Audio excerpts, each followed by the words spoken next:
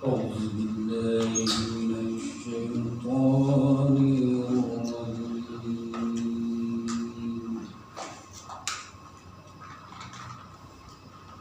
بسم الله الرحمن الرحيم.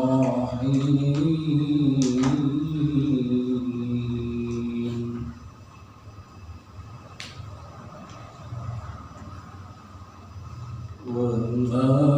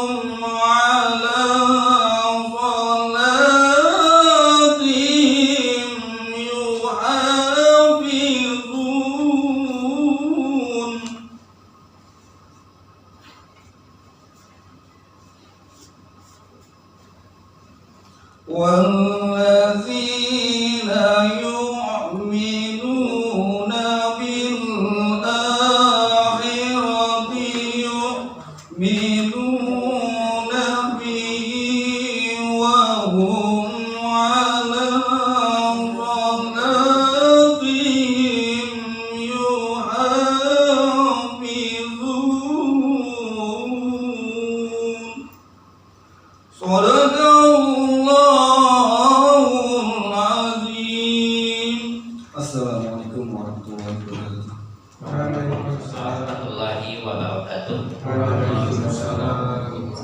Alhamdulillah wa syukurillah wa la hawla wa la quwata illa billah. Asyhadu an la ilaha illallah wahdahu la syarikalah wa asyhadu anna Muhammadan abduhu wa rasuluh. Allahumma shalli wa sallim wa barik ala nabiyil karim Muhammadin sallallahu alaihi wasallam wa ala alihi wa ashabihi wa man ittaba'a hudahu wa mawalah.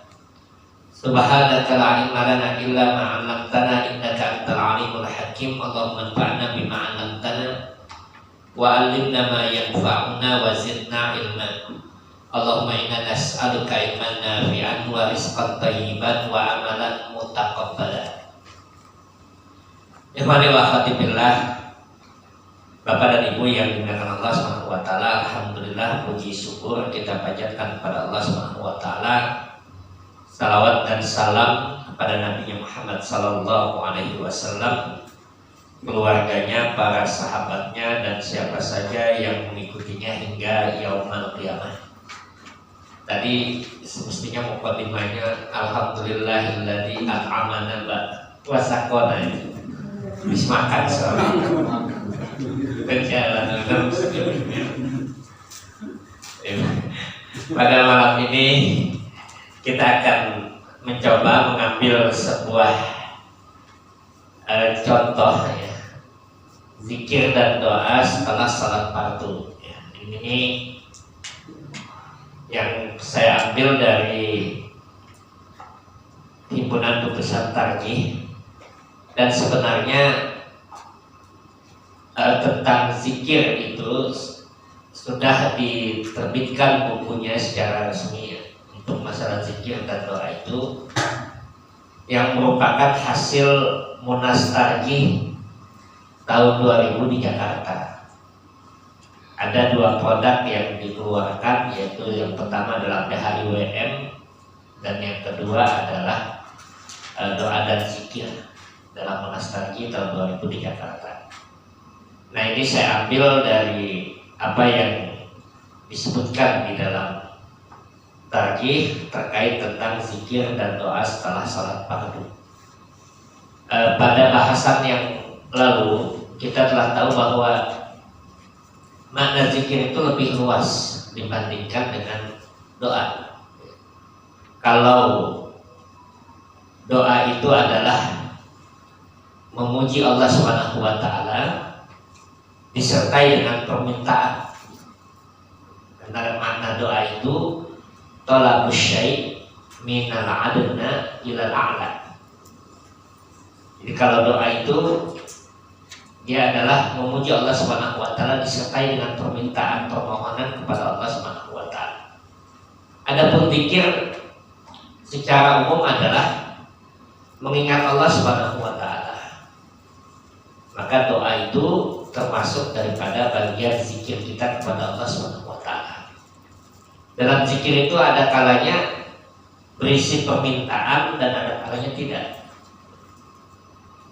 Dalam zikir. Sehingga zikir itu dia lebih bersifat umum dibandingkan dengan doa. Dan ini yang disampaikan oleh Aisyah radhiyallahu taala anha ketika ditanya bagaimana zikirnya Nabi sallallahu alaihi wasallam. Aisyah ditanya bagaimana zikirnya Nabi sallallahu alaihi wasallam. Lalu kemudian Aisyah menyebutkan bahwasanya zikirnya Nabi sallallahu alaihi wasallam kana yadhkurullah bi kulli ahyan. Adalah Rasulullah sallallahu alaihi wasallam berzikir mengingat Allah di semua keadaan. Semua keadaan. Nah, dalam zikir dan doa yang sering kali dilakukan oleh Rasulullah SAW termasuk adalah zikir dan doa setelah salat fardu. Dan ini perkara yang tidak pernah ditinggalkan oleh Rasulullah. Hampir-hampir beliau tidak pernah meninggalkan zikir dan doa setelah salat fardu. Pernah satu kali disebutkan oleh Imam Al-Bukhari bahwasanya Rasulullah SAW dari Abdullah bin Umar, setelah beliau salat bergegas beliau meninggalkan tempat duduknya untuk kembali ke rumah, dan setelah selesai tidak berapa lama beliau balik lagi ke dalam masjid. Maka para sahabat bertanya, kenapa engkau bergegas ya Rasulullah, tidak seperti biasanya? Maka Rasulullah menyatakan, ada sesuatu hal yang aku lupakan untuk diselesaikan, yaitu ada titipan zakat yang belum dikeluarkan, sehingga aku teringat dan aku ingin menyelesaikannya dengan cepat. Tapi beliau balik lagi ke masjid. Ini menunjukkan betapa pentingnya zikir itu dilakukan pada salat pagi. Sekalipun boleh selesai sholat misalkan Allahumma lantas jalan ini, tidak zikir ya boleh saja gitu. Tidak ada masalah gitu. Artinya sholatnya itu sudah selesai, karena sholat itu ibadah yang dilakukan, yang diawali takbir, diakhiri salam. Tetapi ada sunnah yang tidak ditinggalkan oleh Rasulullah SAW, adalah beliau berzikir pada sholat. Nah, apa yang dibaca oleh beliau dalam zikir pada sholat itu? Pertama, beliau mengawali dengan istighfar. Dengan istighfar. Astagfirullah, astagfirullah, astagfirullah. Dan sering pula kita mendapatkan penyebutan astagfirullahaladzim, atau ada penyebutan astagfirullahaladzim wa atubu ilaih. Ini redaksi kalimat yang kita dapat. Pertama, dalam kalimat istighfar itu astagfirullah, astagfirullah, astagfirullah. Karena Rasulullah SAW yastaghfir. Dalam hadis itu disebutkan kepada kita bahwasanya Rasulullah SAW beristighfar setelah beliau sholat 3 kali. Istighfar beliau itu disebutkan astagfirullah. Dan bagaimana dengan tambahan al-azim? Bagaimana dengan tambahan wa atubu ilaih? Astagfirullahaladzim wa atubu ilaih. Bagaimana dengan tambahan itu? Apakah itu perkara yang dibolehkan? Secara redaksional, secara redaksi itu bahwasanya tambahan itu sesuatu yang tidak dimasalahkan. Tambahan itu secara redaksional tidak dimasalahkan. Kenapa? Karena alafat al-azim itu ismun min asma'illah. Jadi astagfirullah, aku memohon ampun kepada Allah yang maha agung. Dan wa atubu ilaih, dan aku bertobat kepada. Ini sesuatu yang tidak ada permasalahan dalam redaksinya, dalam kalimatnya, dalam kata-katanya. Jadi kalau dilihat dari sisi ini, boleh saja yang beristighfar dengan tambahan astagfirullahaladzim wa atubu ilaih. Astagfirullahaladzim. Tapi kalau kita mencukupkan dengan kalimat istighfar yang dilakukan oleh Nabi, ya sudah cukup. Astagfirullah, astagfirullah, astagfirullah. Nah, istighfar itulah yang kemudian kita ketahui bahwasanya kalimat istighfar ini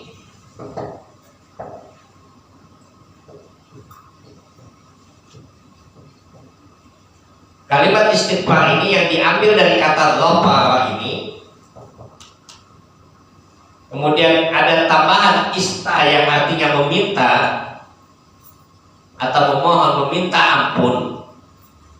Ini disebutkan oleh para ulama bahwa yang dimaksudkan meminta ampun, apa yang kita minta kepada Allah Subhanahu wa taala adalah yang kita minta kepada Allah Subhanahu wa taala sitrud dunub. Sitrud dunubi. Kita minta ditutupnya dosa kita. dalam istighfar tadi. Yang kedua yang kita minta wa muaqabatiha. Wasitru muaqabatiha.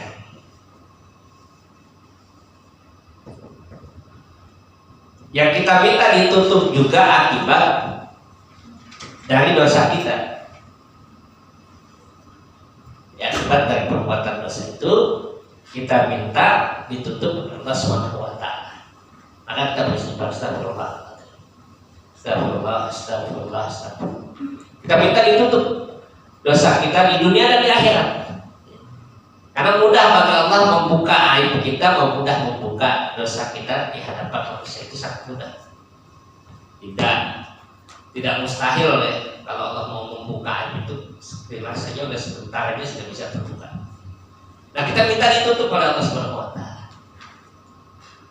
Ya Allah, saya minta ampun. Apa artinya? Tutup dosa saya, ampunkan dosa saya di dunia dan di akhirat.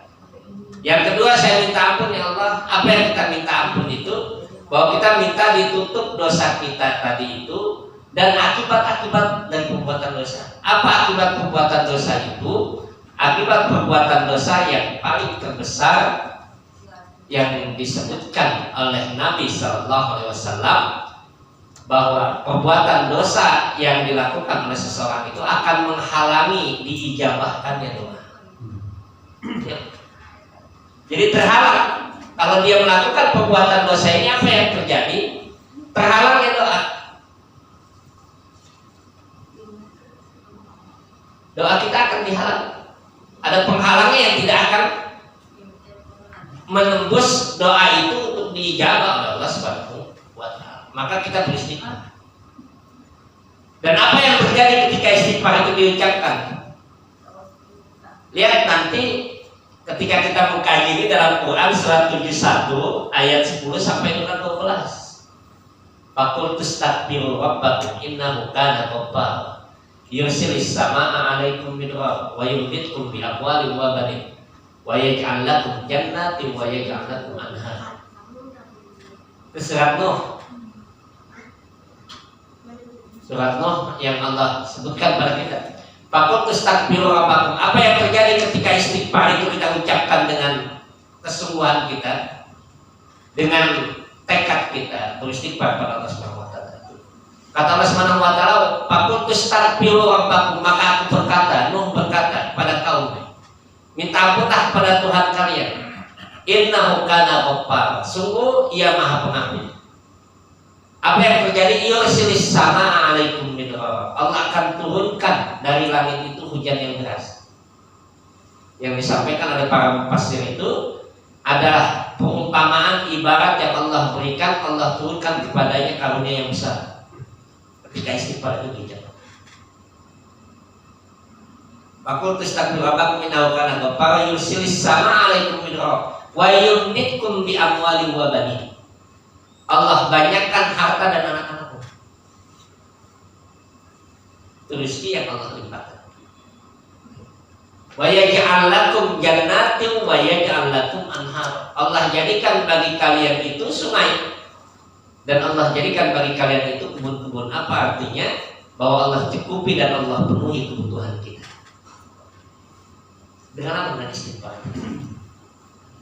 Nah, ini hikmahnya dan rahasianya kenapa Nabi SAW beristighfar itu tidak kurang dari 70 kali dalam satu hari,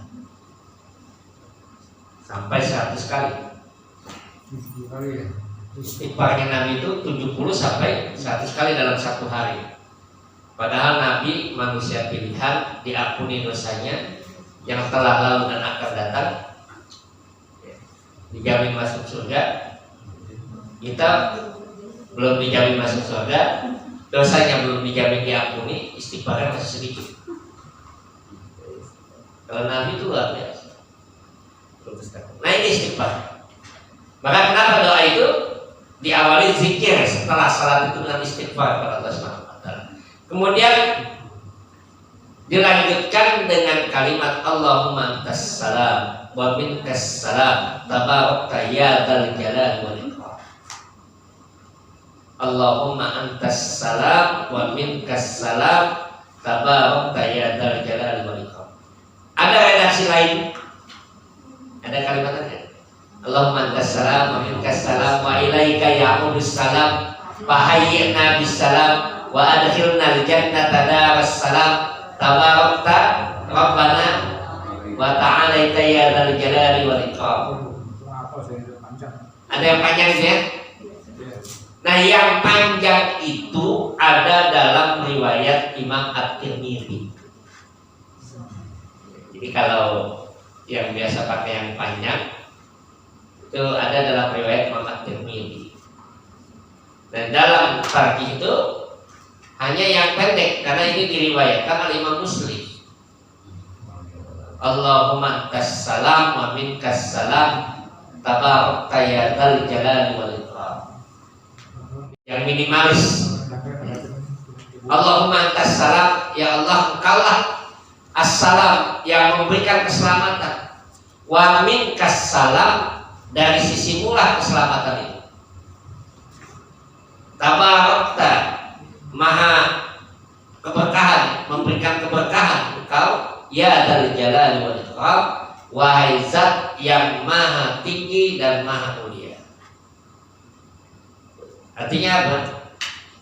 Zikir yang kita baca ini adalah pengakuan kita kepada Allah Subhanahu wa taala bahwa Allah lah yang memberikan keselamatan. Tidak ada yang lain.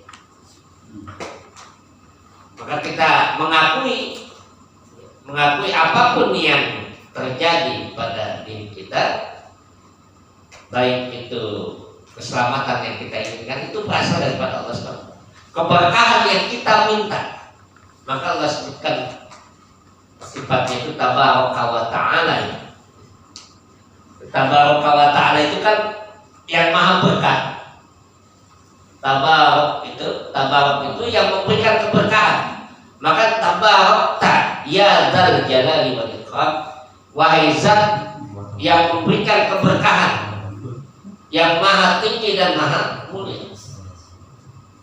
Bahwa Allah yang memberikan keberkahan kepada kita, yang memberikan keberkahan apa? Keberkahan itu bertambahnya kenikmatan itu menjadi kebaikan. Jadi nikmat umur, nikmat usia, nikmat harta, nikmat apapun yang Allah berikan dan karunia-Nya itu memberikan keberkahan bagi kita itu, dan itu kita minta kepada Allah Subhanahu wa taala.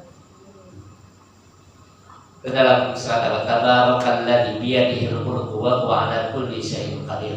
Alladzi khalaqal mauta wal hayata liyabluwakum ayyukum ahsanu amala. Tabarakalladzi nazzala 'ala 'abdihil kitaba wa lam yaj'al lahu 'iwaja. Nanti para ulama tafsir menyebutkan kata tabaraka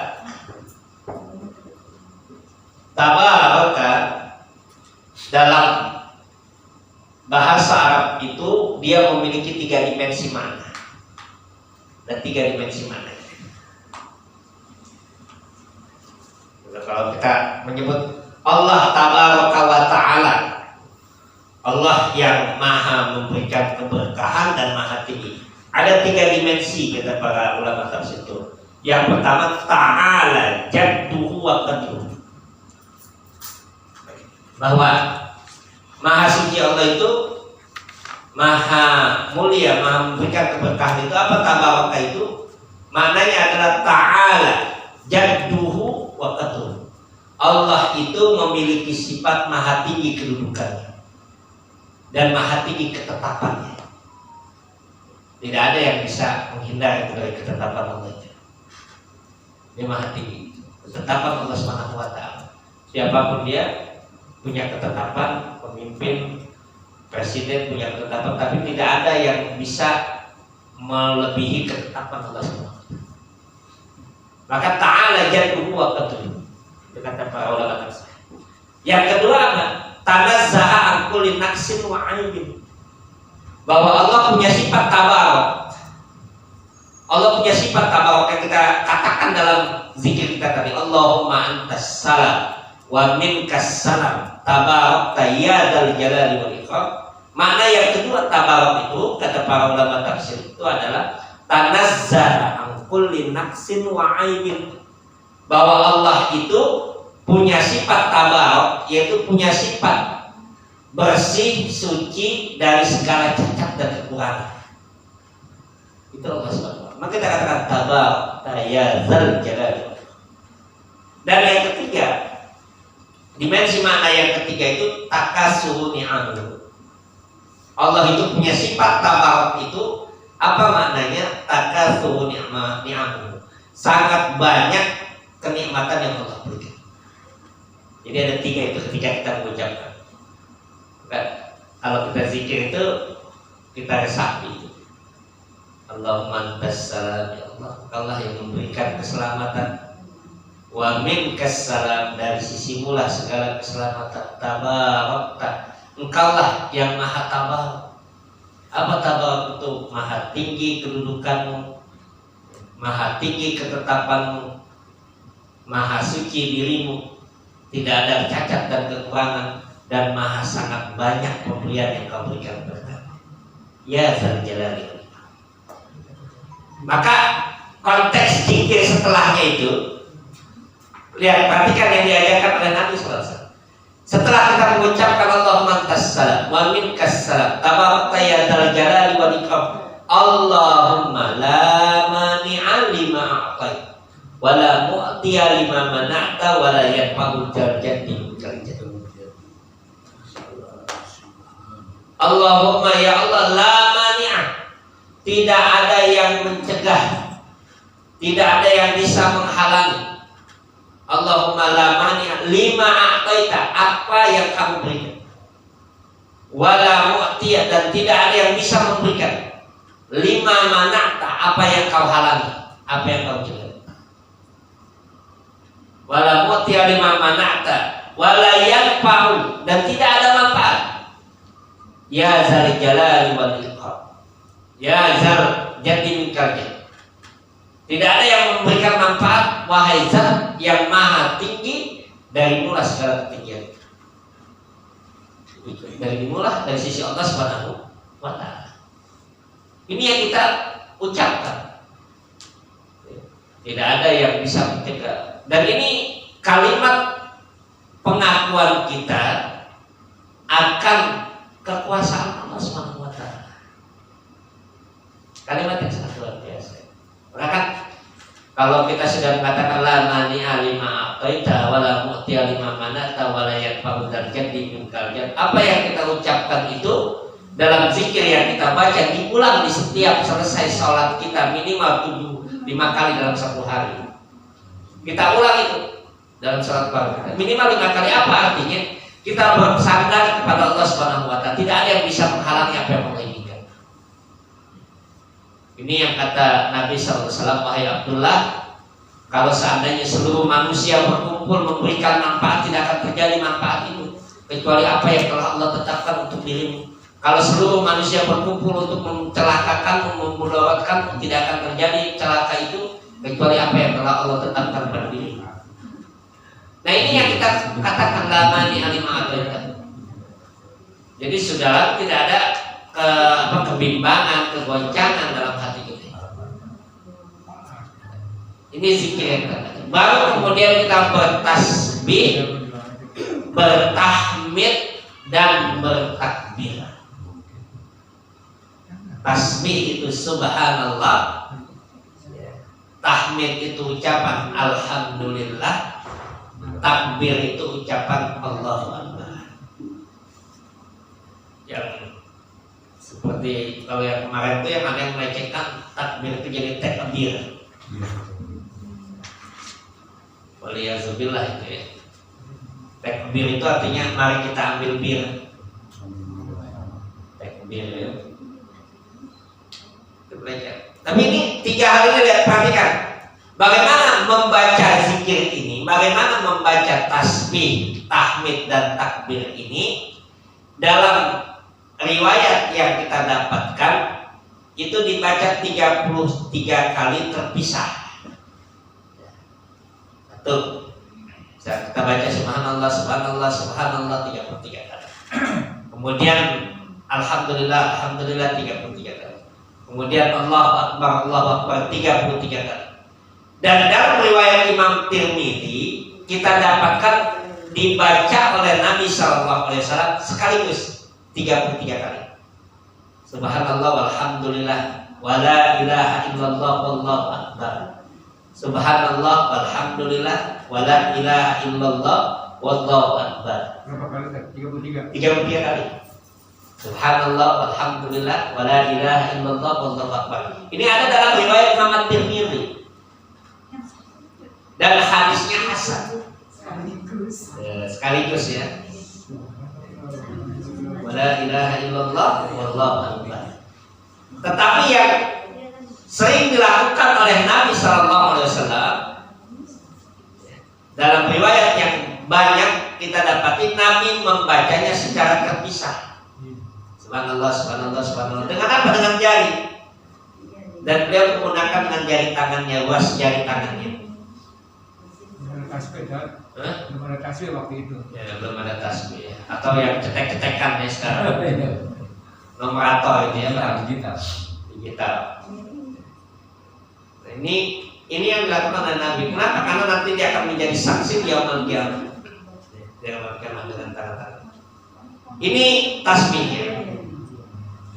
Lah kemudian setelah itu apa yang dibaca? Yang dibaca setelah itu kita melanjutkan zikir kita dengan kalimat la ilaha illallah wahdahu la syarikalah lahul mulku wa lahul hamdu wa huwa ala kulli syai'in qadir. La ilaha illallah wahdahu la syarikalah lahul mulku wa lahul hamdu wa huwa ala kulli syai'in qadir. Ini yang kita baca. Zikir ini juga dibaca kalau kita masuk pasar. La ilaha illallah wahdahu la syarikalah lahul mulku wa lahul hamdu wa huwa ala kulli syai'in qadir. Ini zikir masuk pasar, Pak. Ya, masuk mall. Buka Lazada. Oh iya. Pasar kita itu ya. Kalau buka Shopee, buka itu tuh. Ya, supaya belanjanya nggak kesetanan. Itu kata Nabi SAW itu innal aswaq ma'waqatus sayatin. Sungguh pasar-pasar itu adalah pertempurannya para setan. Maka kata Nabi itu Rasulullah, maka berzikirlah kamu ketika masuk pasar. Berzikir, suruh berzikir. Maka kalau ada ibu-ibu yang belanjanya kesetanan itu lupa zikir. Ya. Kadang kalau perhatikan ibu-ibu itu, kalau ibu-ibu masuk pasar dari rumah udah pengen belanja apa dia tulis. Nyampe pasar yang dibeli lain dengan yang ditulis itu. Dan itu sering terjadi dengan tambahan. tambah banyak bawaannya. Ini mengamalkan hadis an-nazafatu minal iman, kebersihan sebagian daripada iman. Jadi belanjanya dihabisin, dibersihin. Nah ini zikirnya. Kemudian membaca la haula wala quwata illa billah, la ilaha illallah wa la na'budu illa iyyah, lahun ni'matu wa lahul fadlu wa lahus sana'ul hasan, la ilaha illallah mukhlishina lahuddin walau karihal kafirun. Itu yang kita baca. Ini biasanya kita bacanya kalau takbiran. Kalau baca takbiran ini, jangan kita baca selesai sholat itu. Kalau takbiran kita baca itu la ilaha illallah wa la na'budu illa iyyah itu. Mukhlishina lahuddin walau karihal kafirun. Itu jangan kita baca kecuali kalau takbiran aja. Ya. Maka kita hafalnya ketika takbiran aja. Padahal itu sunnah, termasuk zikir yang dibaca oleh Nabi setelah sholat. Nah sampai sini selesai zikir. Selesai zikir. Jadi selesai sampai situ selesai zikir. Zikir ba'da sholat. Nah kalau kita mau melanjutkan doa, maka seperti yang kemarin kita ketahui bahwa doa yang terbaik itu diawali dengan pujian. Alhamdulillahirabbil alamin. Hamdan yuafi ni'amahu wa yukafi mazidah. Itu pujian minimal itu. Ya, Alhamdulillahirabbil alamin. hamdan yuwafi ni'amahu wa yukafi mazidah. Kalau mau dipanjangkan lagi, ya Rabbana lakal hamdu wa lakas syukru wa lakal mulku kama yanbaghi li jalali wajhikal azimi wa karimi sultani. Itu kalau kita panjangkan. Tapi minimal kita memuji Allah, alhamdulillahi rabbil alamin hamdan yuwafi ni'amahu wa yukafi mazidah. Segala puji bagimu ya Allah Rabbal alamin, Rabb semesta alam. Pujian yuwafi ni'amahu, yang mencukupi kenikmatannya, wa yukafi mazidahu, dan memberikan kecukupan akan tambahannya. Tambahan dari kenikmatan. Itu pujian yang kita baca.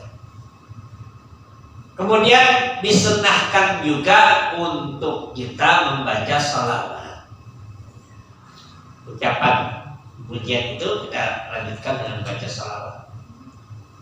Baru kemudian kita berdoa. Dan doa yang pertama, yang utama, sebelum kita berdoa yang lain itu, kita berdoa untuk diri kita dan kedua orang tua kita.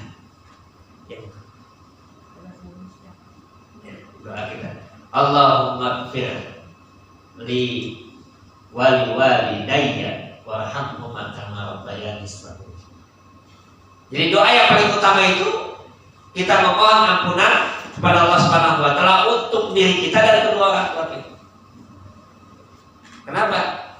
Nanti dalam ayatnya itu di antara dalam surat Al-Isra, ya, dalam surat Al-Isra itu Allah katakan kepada kita dalam surat Al-Isra bahwasanya yang diperintahkan pertama kali oleh Allah Subhanahu wa taala, alla ta'budu illallah, agar engkau tidak beribadah kecuali hanya kepada Allah Subhanahu wa taala. Wa bil walidaini ihsana, dan kepada kedua orang tua itu berbuat baik. Maka para ulama tafsir menyebutkan kalau ada dosa yang paling besar setelah dosa syirik menyekutukan Allah adalah durhaka kepada orang tua.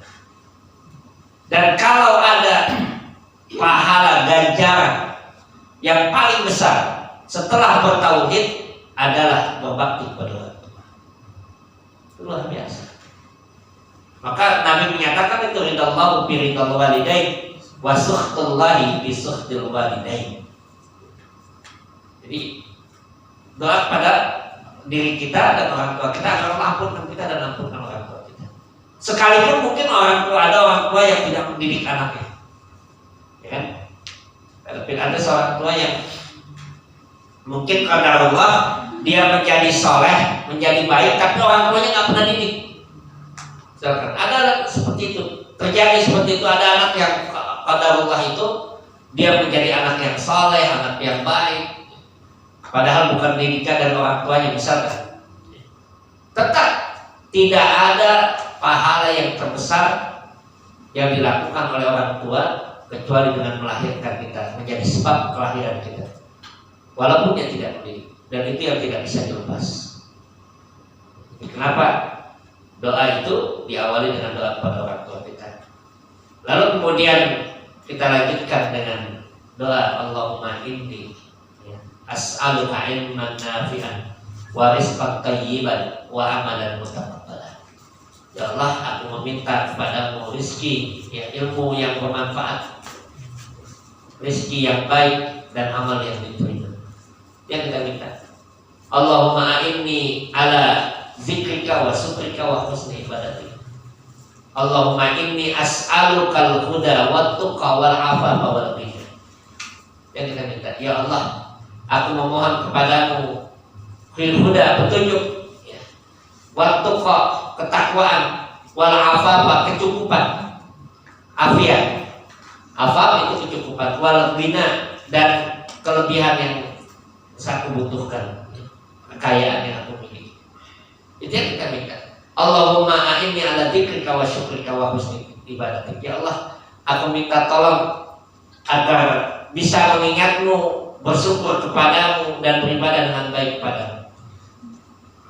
Nah, boleh kita ganti itu kalau kita kadang-kadang mengganti dengan Allahumma inna nas'aluka.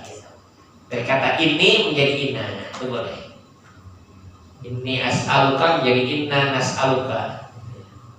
Meminta kepada Allah Subhanahu wa taala. Dan setelah itu apa yang disunahkan juga kita membaca Allahumma la sahla illa ma ja'altahu sahla wa anta taj'alul hazna idza syi'ta sahla. Ini doa yang sangat luar biasa. Allahumma ya Allah, la sahla, tidak ada kemudahan. Tidak ada kemudahan dalam urusan kita. Apapun urusan kita.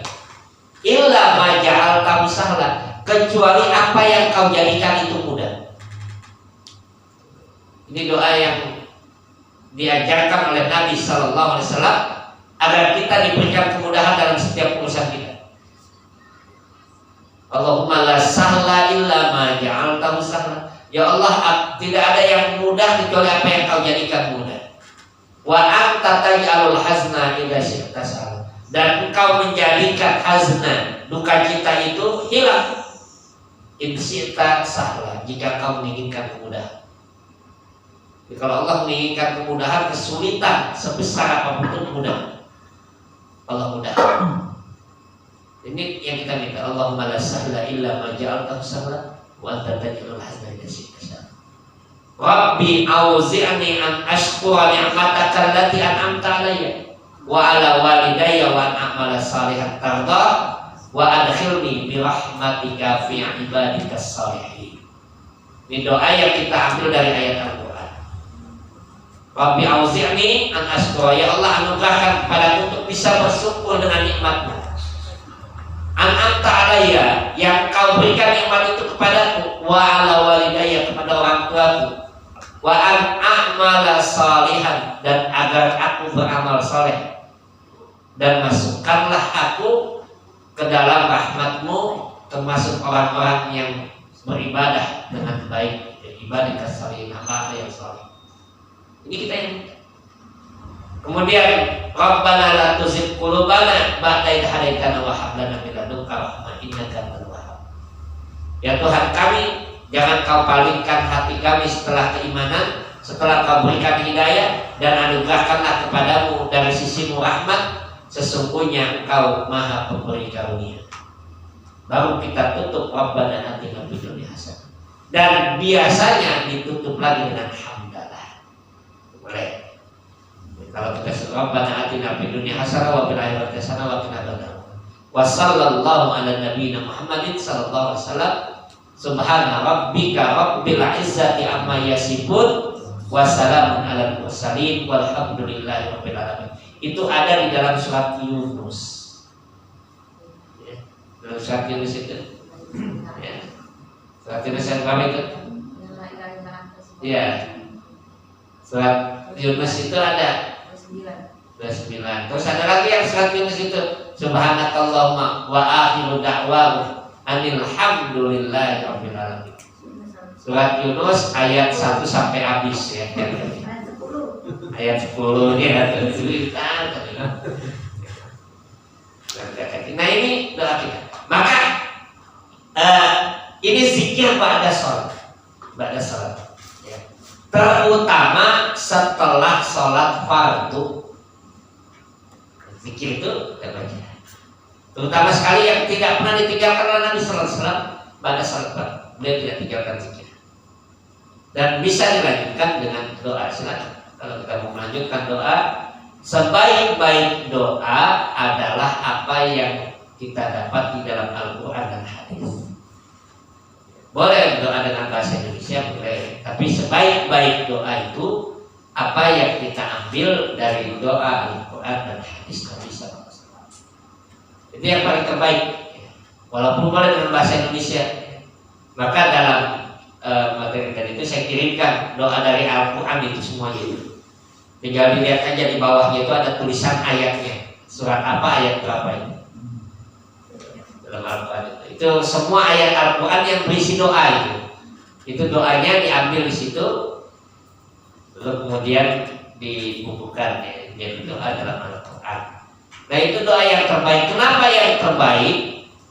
Dijawab oleh para ulama. Kenapa doa dalam Al-Quran dan hadis itu yang terbaik? Karena sudah terbukti diijabah. Coba doa dalam Al-Quran itu kebanyakan doa para nabi.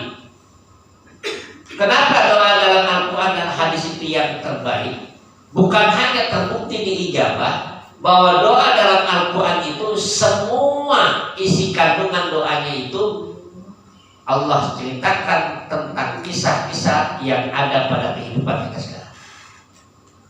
Ada doa orang yang sedang sakit, doa Nabi siapa itu? Nabi Ayub. Ada doa orang yang dia berada dalam kegelapan, dalam kesulitan, dalam kepenatan, doa Nabi Yunus. Ada doa yang dia menghadapi anak dan istrinya. Ada doa yang dia menghadapi suaminya. Jadi luar biasa itu ya.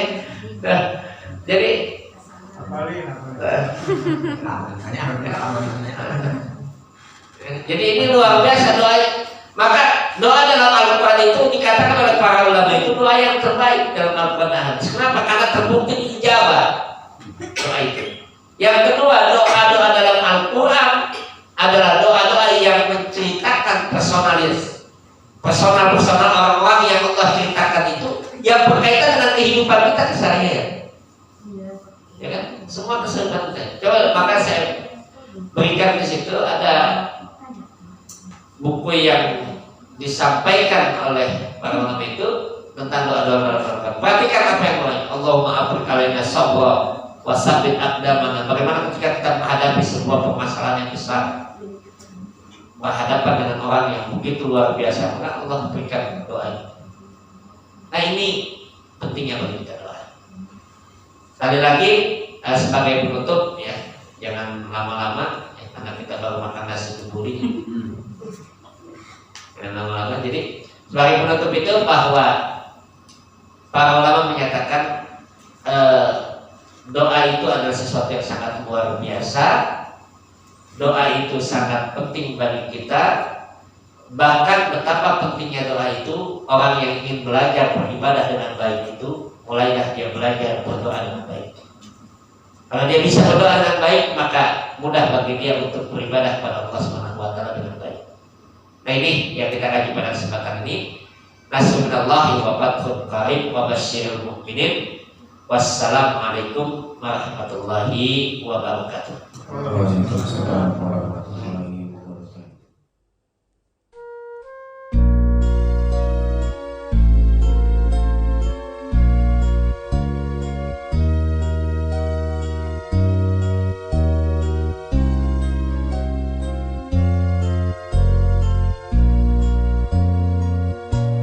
Sang surya